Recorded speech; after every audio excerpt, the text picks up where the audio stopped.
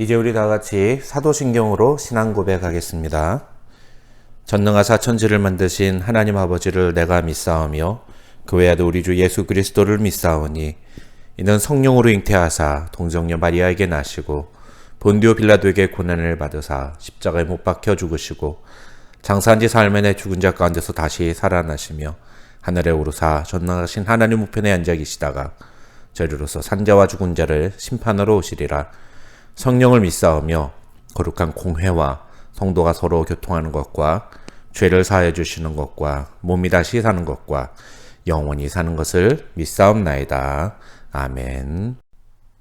이제 우리 다 같이 찬양 부르겠습니다. 오늘은 찬송가 대신에 우리 복음성가인 예수 우리 왕이여 함께 찬양하도록 하겠습니다.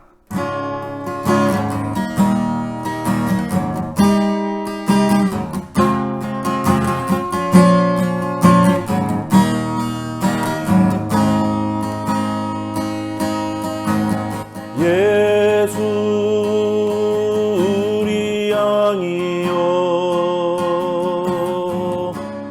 이곳에 오소서 보좌로 주여 임하사 찬양을 받아 주소서. 주님을 찬양하오니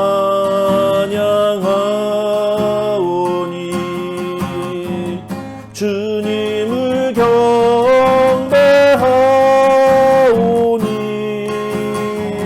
왕이신 예수여 오셔서 좌정하사 다스리소서.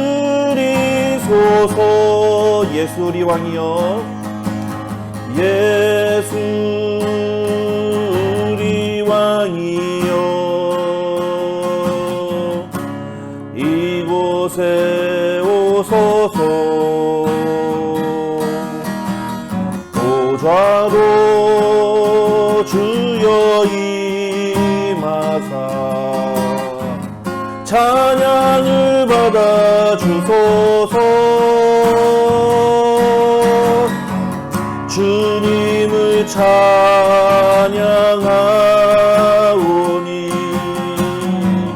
주님을 경배하오니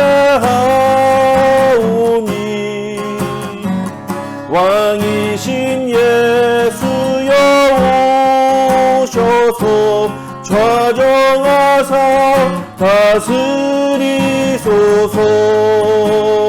주님을 찬양하오니 주님을 찬양하오니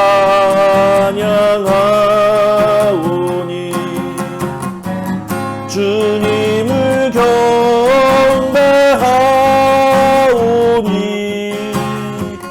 왕이신 예수여 오셔서 좌정하사 다스리소서.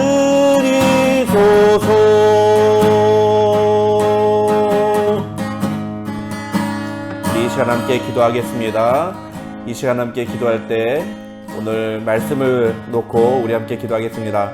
오늘 주시는 말씀을 통해서도 우리가 하나님의 말씀을 듣고 그 말씀 앞으로 나아가는 귀한 시간이 되게 해달라고 이 수요 강단을 위해서 기도해 주시고요.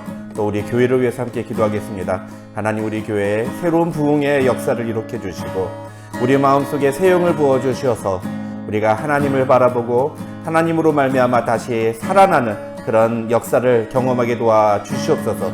우리 교회를 불쌍히 여겨 주시옵소서. 우리를 긍휼히 여겨 주시옵소서. 우리 그렇게 함께 같이 기도하도록 하겠습니다. 같이 기도하겠습니다. 하나님 아버지 감사합니다.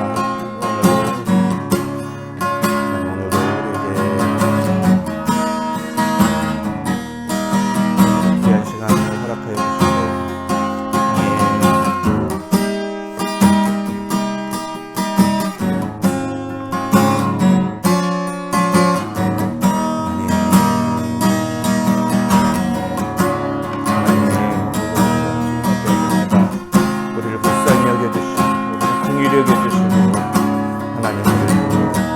주시고 하나님 다시 우리를 새롭게 하여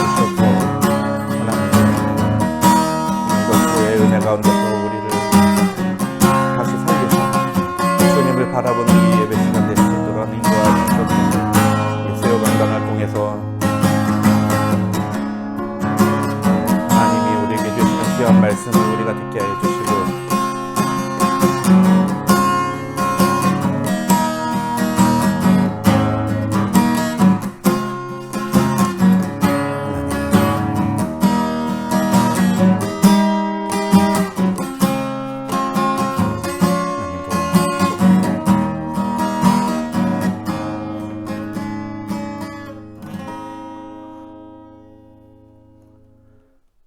하나님 아버지 감사합니다. 오늘도 우리에게 귀한 시간 허락하여 주시고 수요 강단으로 함께 이 자리에 모일 수 있도록 허락해 주심을 감사합니다.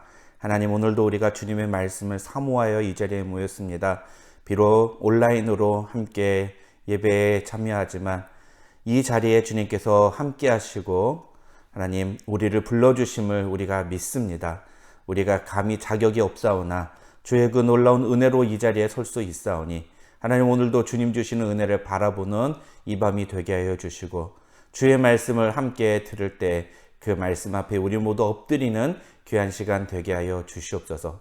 하나님 이 시간들을 통해서 우리 교회가 다시 살아나게 하시고 말씀이 우리 성도들의 심령 가운데 심겨져서 하나님의 놀라운 역사가 시작되는 것을 보게 하여 주시옵소서. 이를 위해 우리에게 하나님 꿈을 주시고 비전을 주시고 소망을 주시고 간절함을 허락하여 주셔서 우리 은혜와 진리 장로교회가 정말 주님이 기뻐하시는 교회로 세워져 갈 수 있도록 하나님 붙들어 주시옵소서. 처음 시간이오니 마치는 시간까지 홀로 영광 받아 주시옵소서. 예수님의 이름으로 기도드립니다. 아멘.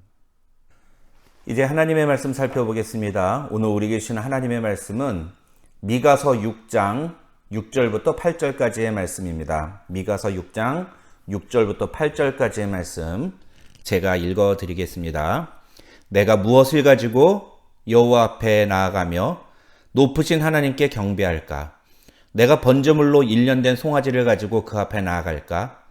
여호와께서 천천의 수량이나 만만의 강물 같은 기름을 기뻐하실까? 내 허물을 위하여 내 맏아들을 내 영혼의 죄로 말미암아 내 몸의 열매를 드릴까? 사람아, 주께서 선한 것이 무엇임을 내게 보이셨나니 여호와께서 내게 구하시는 것은 오직 정의를 행하며 인자를 사랑하며 겸손하게 내 하나님과 함께 행하는 것이 아니냐. 아멘. 오늘 함께 읽은 본문 말씀 가지고 드리는 예배, 받으시는 예배라는 제목으로 하나님의 말씀 살펴보겠습니다. 이제까지 저는 수요 강단을 통해서 교회란 무엇이며 주님이 기대하시는 교회의 모습이 어떤 모습이어야 하는지에 대해서 말씀을 나누었습니다.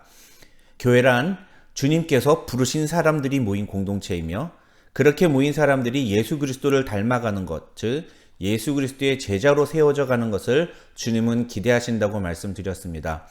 그래서 교회는 제자 삼는 공동체가 되어야 하며 이것을 위해서 교회는 가르치고 전파하고 치유하는 사명을 감당해야 한다고 말씀드렸습니다. 하나님은 교회가 이 사명을 감당할 수 있도록 교회에 두 가지 선물을 주셨는데 그것이 바로 목회자와 성경이라고 말씀드렸습니다. 그래서 목회자의 가장 중요한 역할은 하나님의 말씀을 가지고 성도들을 예수 그리스도의 온전한 제자로 세워가는 일이라고 말씀을 드렸고요. 성도들은 하나님의 말씀인 성경을 통해서 그리스도의 장성한 분량이 충만할 때까지 자라가야 하는데 이것은 사랑 안에서 참된 것을 말함으로 가능하고 또 그렇게 세워진 성도들이 각 지체의 분량대로 역사할 때 교회가 건강하게 성장한다고 말씀을 드렸습니다. 그리고 이제 지난주에는 성도들이 각 지체의 분량대로 역사한다는 것이 무엇이냐, 어떻게 그것이 실제적으로 가능한 것인가에 대해서 말씀을 드렸습니다. 두 가지를 통해서 그것이 가능하다고 말씀을 드렸는데요. 첫째는 직분을 통해서 가능하다 그렇게 말씀드렸고요. 둘째는 은사를 통해서 가능하다 그렇게 말씀을 드렸습니다.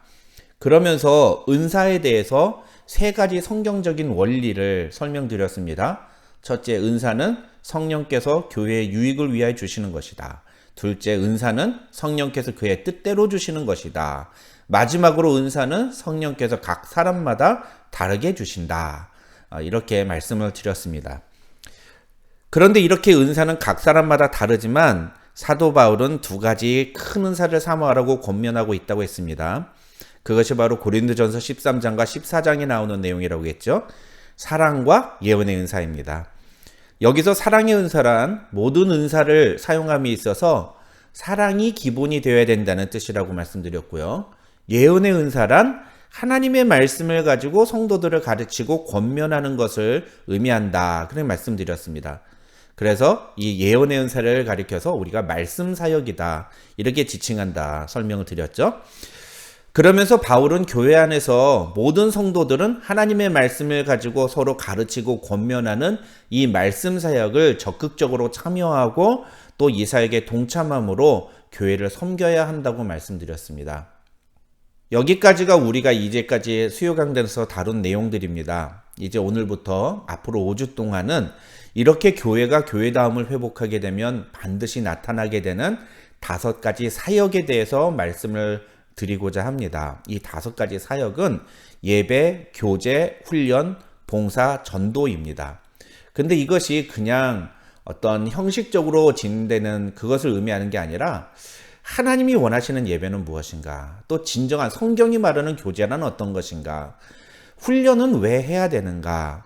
또 봉사의 기본은 무엇이고 진정한 봉사란 어떤 의미를 담고 있는가? 마지막으로 우리가 복음을 전한다는 것은 무엇을 의미하는가? 오늘날 이 시대에 또 복음은 어떻게 전할 수 있는가? 이런 것들을 함께 생각해 보려고 합니다. 오늘 우리가 함께 읽은 미가서 6장에는 이 5가지 사역 중에 예배와 관련된 내용이 제시되고 있습니다. 그래서 오늘은 예배에 대해서 함께 이야기를 나누려고 하는데요. 예배는 교회가 존재하는 가장 중요한 이유 중에 하나입니다.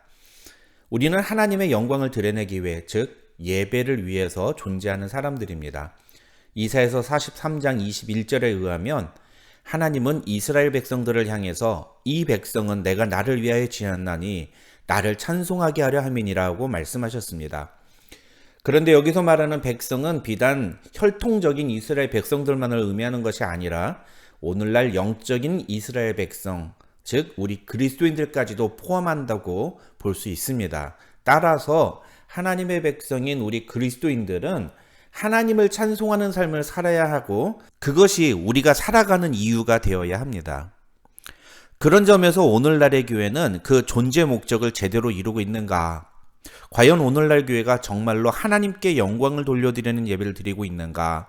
이런 문제를 생각해 보지 않을 수가 없는 겁니다. 모든 교회마다 매주 예배를 드리고는 있지만 정작 세상 속에서 하나님의 영광을 드러내는 것에는 많은 교회들이 실패하고 있는 것이 현실이기 때문입니다. 과연 그렇다면 그런 교회들이 드리는 예배가 정말 하나님이 기뻐 받으시는 예배인가? 우리가 고민을 해봐야 된다는 거죠. 오늘 본문에서 미가 선지자는 이런 질문을 우리에게 던집니다. 내가 무엇을 가지고 여호와 앞에 나아가며 높으신 하나님께 경배할까?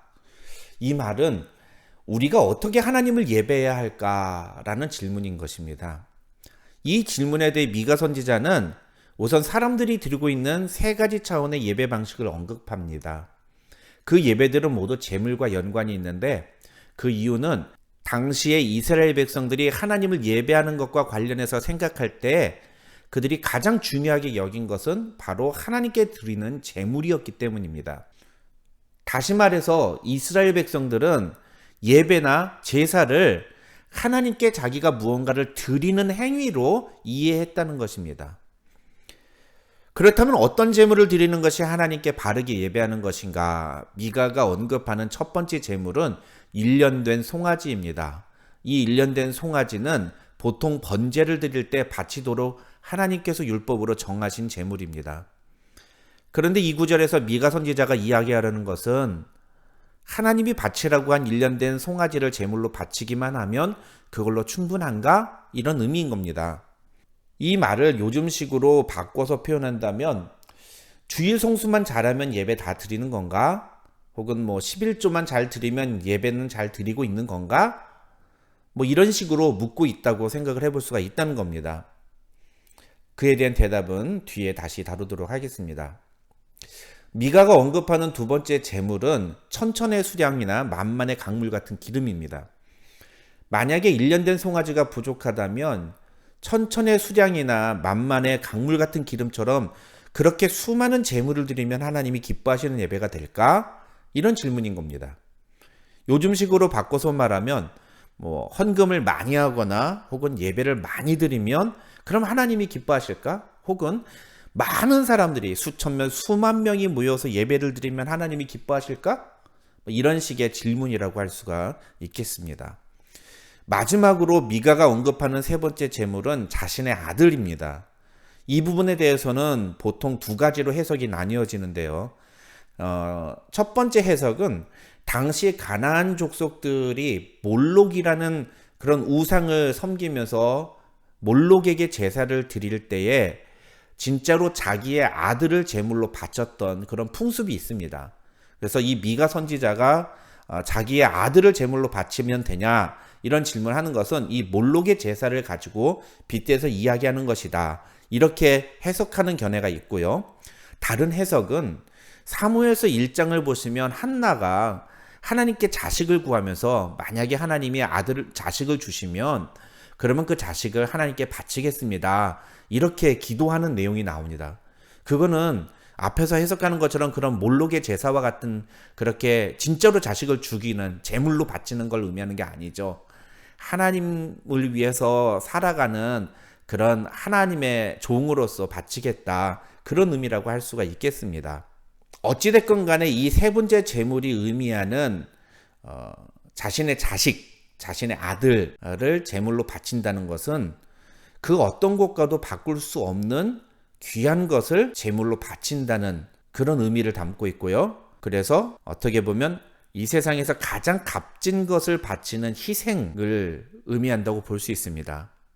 미가는 이런 제물들을 언급하면서 도대체 어떤 제물을 하나님께 드리면 하나님이 기뻐하시는 제사가 될 수 있을까라고 질문을 던지고 있는 겁니다. 오늘날 많은 사람들이 교회가 살아나려면 예배가 살아나야 한다고 말합니다. 특히 저와 같은 목회자들은 예배에 아주 민감합니다. 그래서 살아있는 예배, 감동 있는 예배를 기획하기 위해서 매우 세밀한 부분까지 기획하고 철저하게 준비합니다. 마이크 음향이나 악기, 심지어는 강단의 배치까지 굉장히 신경을 씁니다.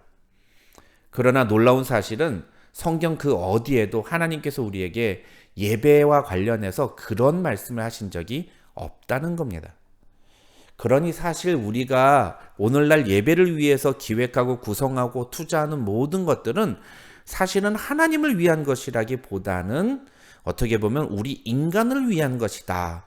우리 예배드리는 사람들을 위한 것이다. 이렇게 보는 것이 맞습니다.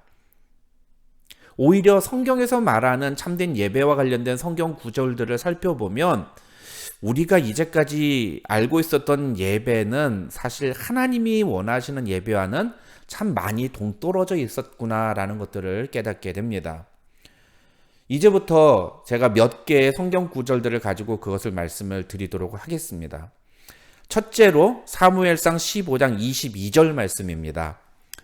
사무엘이 이르되 여호와께서 번제와 다른 제사를 그의 목소리를 청종하는 것을 좋아하신 같이 좋아하시겠나이까?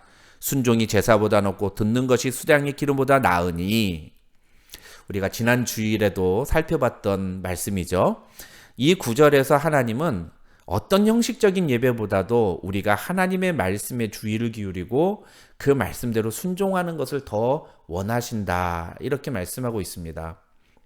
다시 한번 순종이 제사보다 낫고 듣는 것이 수량의 기름보다 낫다는 이 말씀을 우리는 기억할 필요가 있습니다. 여기서 듣는 것이 무슨 의미일까요? 그것은 그냥 귀로 듣는 것, 히어링을 의미하는 게 아닙니다. 여러분, 우리가 흔히 부모님 말씀 좀 들어라 이렇게 표현하지 않습니까? 같은 뜻입니다. 그 말이 결코 부모님이 말하는 것을 귀로 듣는 것을 의미하는 게 아니죠. 부모님이 말씀하시는 것에 순종하라는 의미입니다.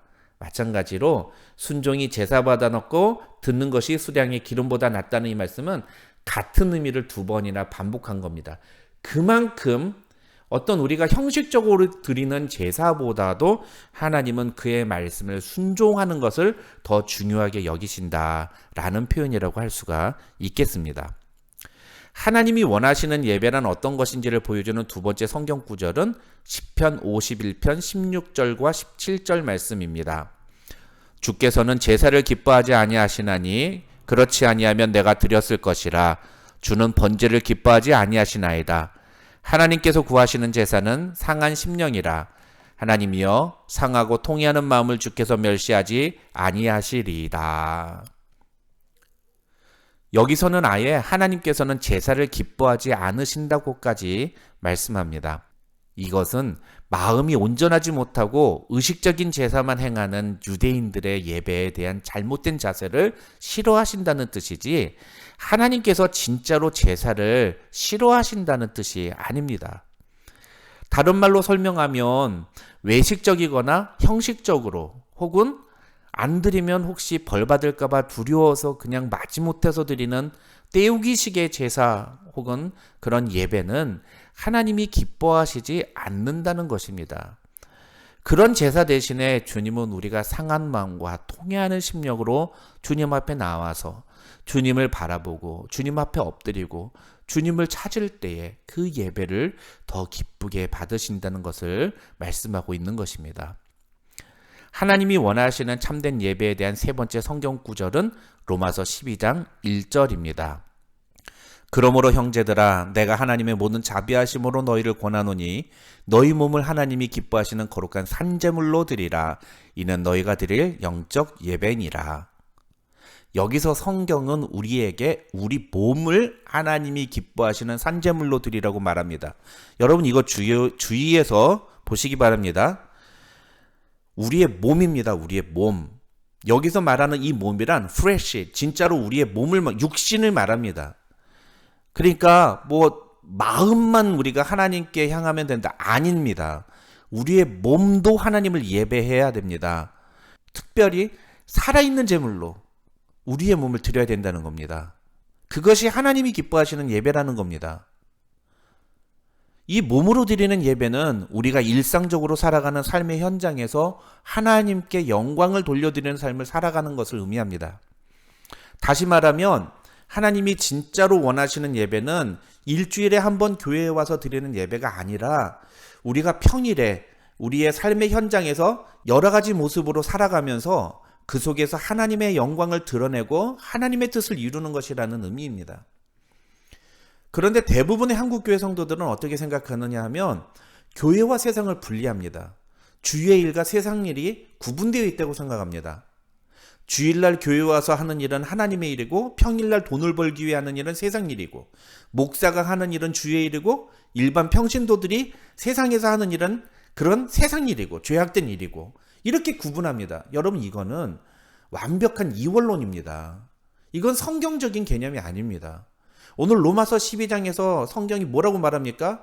우리에게 세상에 나가서 세상 일을 하면서 하나님을 예배하라고 합니다. 이 말은 주의 일과 세상 일이라는 식의 구분은 옳은 것이 아니라는 뜻입니다. 우리가 하는 모든 일이 하나님의 일이 될 수 있다는 것을 의미합니다. 그 속에서 우리는 하나님께 영광을 돌려드리는 예배자의 삶을 살아야 한다는 것입니다. 그것이 하나님이 우리에게 요구하시는 기뻐하시는 예배의 모습이라는 것입니다. 이제 마지막으로 오늘 본문 미가서 6장 8절 말씀을 보겠습니다. 사람아 주께서 선한 것이 무엇임을 내게 보이셨나니 여호와께서 내게 구하시는 것은 오직 정의를 행하며 인자를 사랑하며 겸손하게 내 하나님과 함께 행하는 것이 아니냐. 여기서 미가 선지자는 하나님이 우리에게 요구하시는 예배에 대해서 세 가지를 제시합니다. 첫째, 하나님이 우리에게 요구하시는 예배란 무엇이냐? 정의를 행하는 것이다. 하나님이 우리에게 구하시는 것은 형식적인 예배를 드리는 게 아니라 오히려 우리의 삶 속에서 정의를 행하는 것이라는 뜻입니다. 옛날 한글 성경에서는 이 정의라는 단어를 공의라는 단어로 번역했습니다.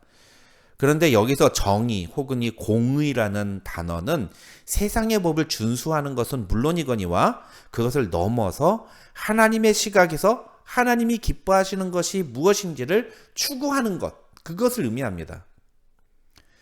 그리고 이러한 행위는 곧 하나님의 성품을 우리의 삶을 통해서 표현해내는 것을 의미하기도 합니다. 왜냐하면 이사야서 30장 18절에 의하면 우리 하나님은 정의의 하나님, 공의의 하나님이시기 때문입니다. 칼 아돌프 아이히만이라는 사람이 있었습니다. 이 사람은 아우슈비츠 수용소의 부소장이었는데요. 그는 성공을 추구하고 독일 국민으로서 국가의 법과 지도자를 존중하고 맡겨진 일에 성실했던 평범한 시민이었습니다. 그런데 그런 그가 맡은 일은 아우슈비츠 수용소에서 유대인 400만 명을 학살하는 일이었습니다. 한 평범한 인간이 극악무도한 살인범의 역할을 맡은 것입니다. 어떻게 보면 이것은 전쟁의 비극이라고 할 수 있습니다. 그래서 전쟁이 끝나고 열린 전범 재판에서도 아이히만은 자신의 죄에 대해서 이렇게 항변했습니다. 나는 무죄다. 내가 살인 행위를 방조한 것은 인정한다. 그런 의미에서 나는 신에게 죄를 지었다. 그러나 인간에게 죄를 지은 적은 없다. 그리고 내가 아닌 다른 사람이 그 직책에 있었다고 해도 유대인들의 운명이 더 나았을 것이라는 어떠한 증거도 없다.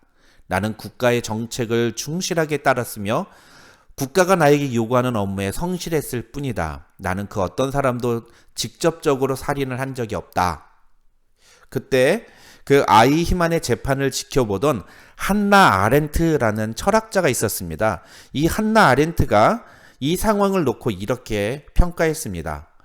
아이히만의 문제는 생각의 무능력, 다시 말해서 다른 사람의 입장에서 생각할 수 없는 사고의 무능력이다.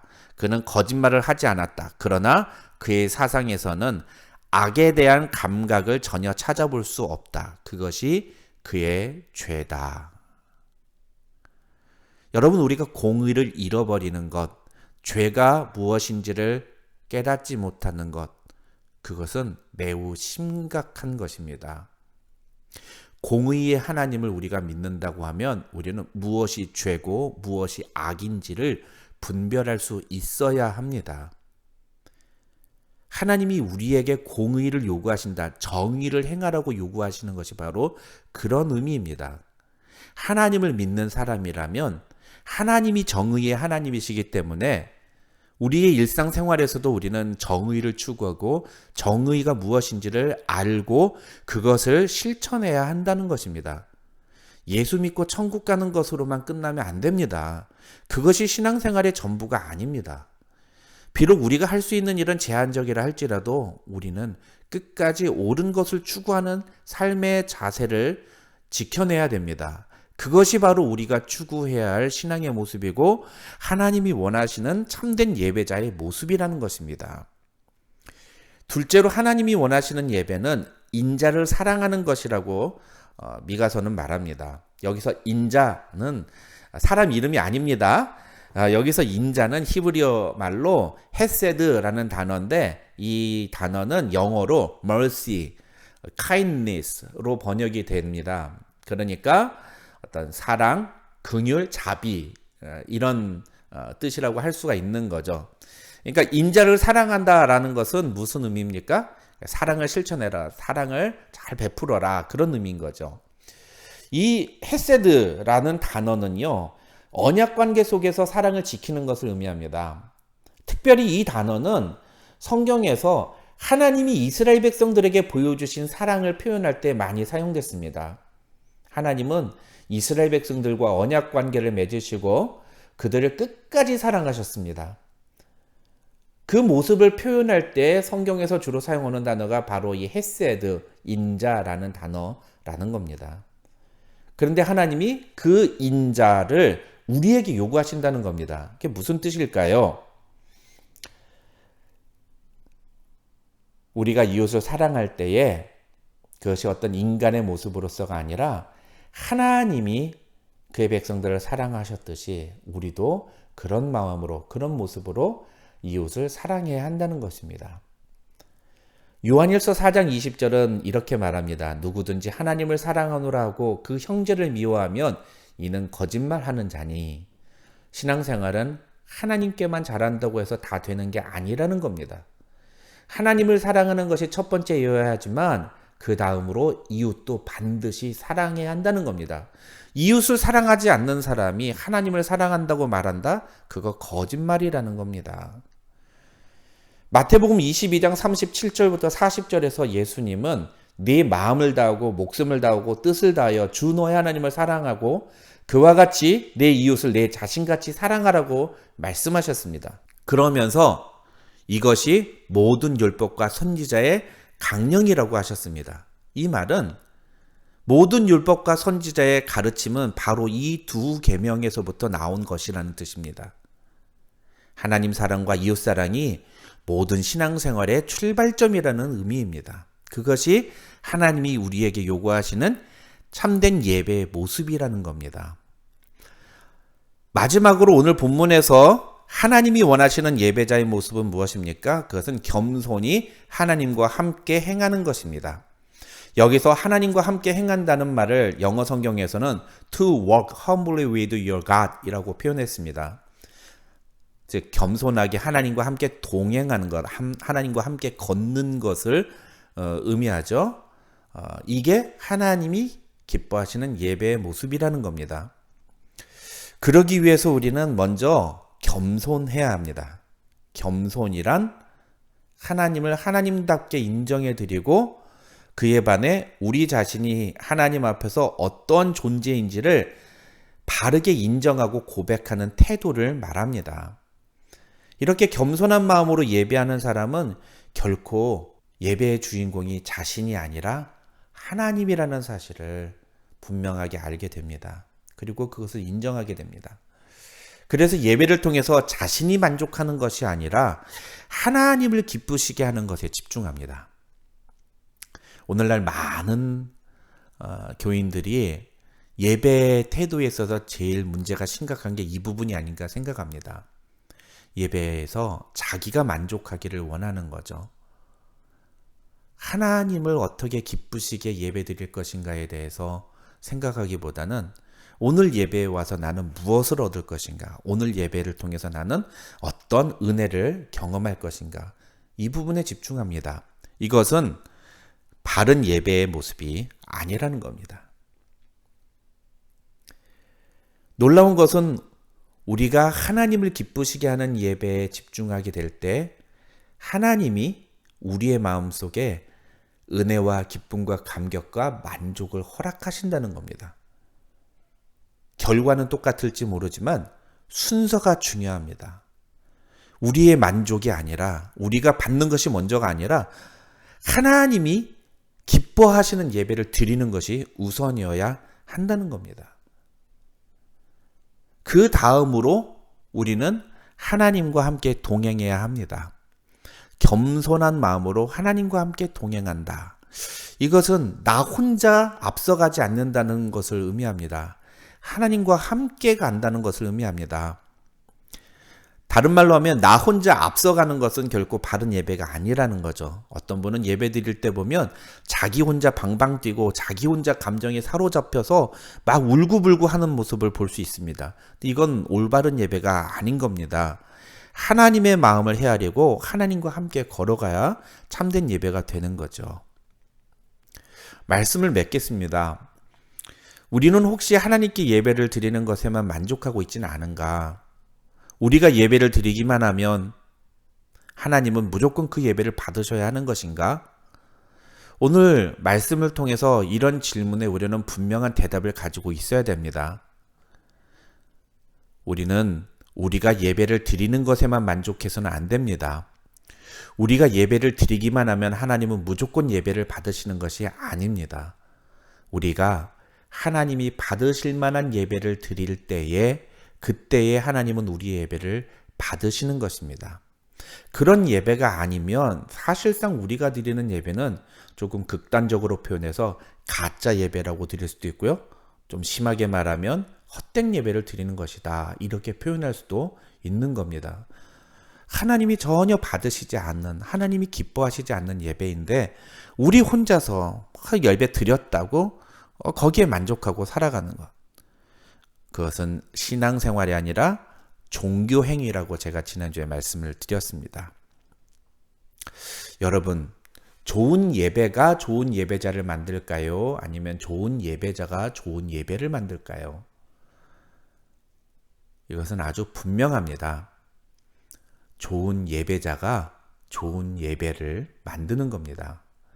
아무리 우리가 좋은 시설을 갖추고 아주 잘 잘 기획된 그런 예배 순서로 예배를 드린다 하더라도 그 예배를 드리는 예배자가 하나님 앞에서 바르게 예배드리지 않으면 하나님은 절대로 그 예배를 받으시지 않고 그 예배는 좋은 예배가 될 수가 없는 겁니다.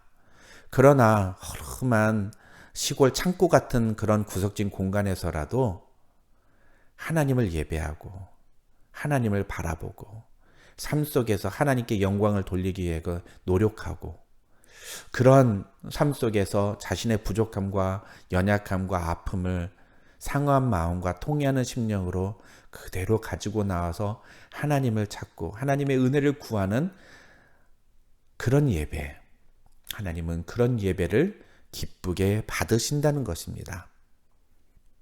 우리 교회가 건강한 교회가 되려면 우리 한 사람 한 사람이 이런 예배자가 되어야 합니다. 그리고 우리 교회가 그런 예배를 드리는 공동체가 되어야 합니다. 중요한 건 무엇입니까? 내가 드리는 것에 만족하는 예배가 아니라 하나님이 받으실 만한 예배를 드리는 것이 중요하다는 사실입니다. 내가 만족하는 예배가 아니라 하나님이 기뻐하시는 예배를 드려야 한다는 사실입니다. 예배를 드렸다는 것에 만족할 것이 아니라 하나님이 받으시는 예배를 드릴 때 우리의 예배가 살아나고 우리 교회가 회복된다는 사실을 우리가 잊지 말아야 합니다. 그런 예배를 주님 앞에 올려드리는 우리 은혜와 진리 장로교회 교우 여러분 되시기를 주님의 이름으로 축원합니다. 우리 이 시간에 함께 기도하겠습니다. 이 시간 기도할 때에 오늘 주신 말씀을 생각하면서 우리 자신의 예배자의 모습에 대해서 함께 같이 기도하겠습니다. 하나님, 우리가 정말 하나님이 기뻐하시는 예배를 드리는 예배자가 되게 하옵소서. 오늘 말씀을 통해서 하나님이 원하시는 예배가 무엇인지를 우리가 여러 성경 구절들을 통해서 살펴보았는데, 하나님, 내가 이런 예배를 드리는 예배자가 되게 하옵소서. 내가 드리는 예배에 만족하는 것이 아니라 하나님이 기뻐하시는, 하나님이 받으실 만한 예배를 드리는 예배자가 되게 하옵소서. 우리 그렇게 함께 같이 기도하도록 하겠습니다. 하나님 아버지 감사합니다.